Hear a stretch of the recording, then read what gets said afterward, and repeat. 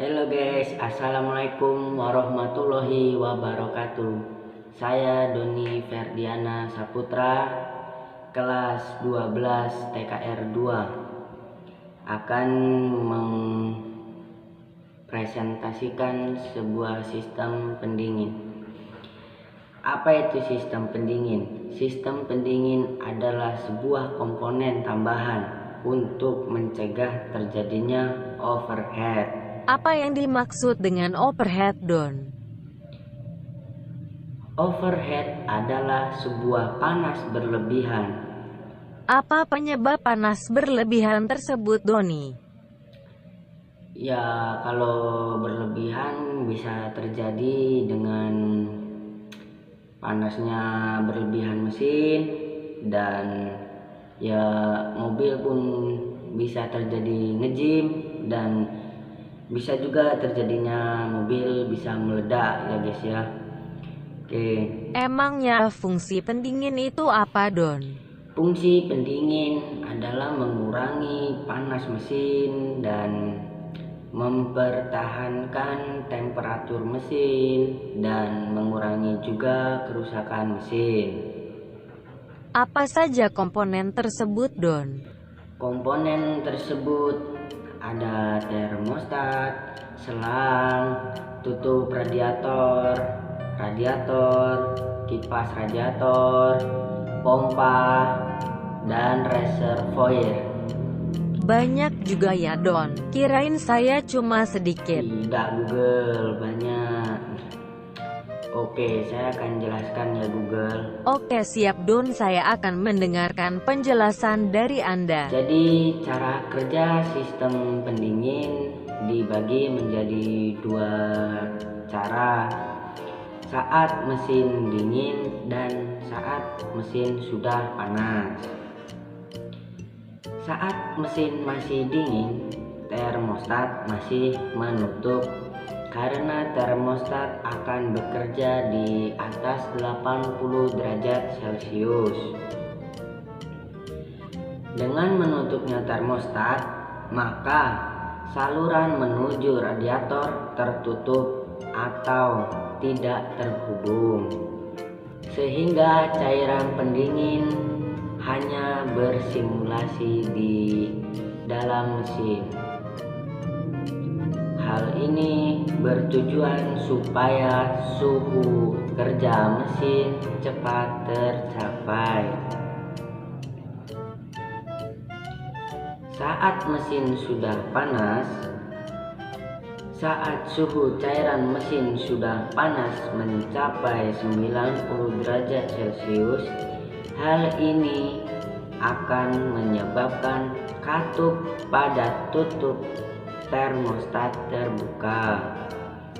Dengan terbukanya termostat akan menghubungkan saluran cairan pendingin dari mesin menuju radiator, sehingga yang sebelumnya cairan pendingin yang hanya bersirkulasi di dalam mesin akan bersirkulasi menuju radiator.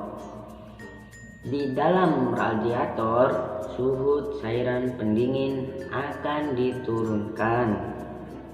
Setelah suhunya turun, cairan pendingin akan disirkulasikan kembali menuju mesin. Siklus ini akan berulang terus-menerus selama mesin bekerja. Saat tekanan di dalam sistem pendingin semakin naik mencapai 0,9 kg per cm persegi, hal ini akan menyebabkan katup tekan pada tutup radiator akan membuka.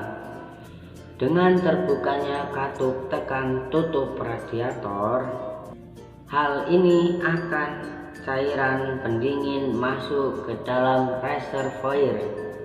Katup tekan akan tertutup kembali jika tekanan di dalam sistem pendingin lebih rendah dari 0,9 kg per cm persegi lebih rendah. Di dalam sistem pendingin, katup tekan akan tertutup kembali jika tekanan di dalam sistem pendingin telah rendah mencapai 0,9 kg per cm persegi.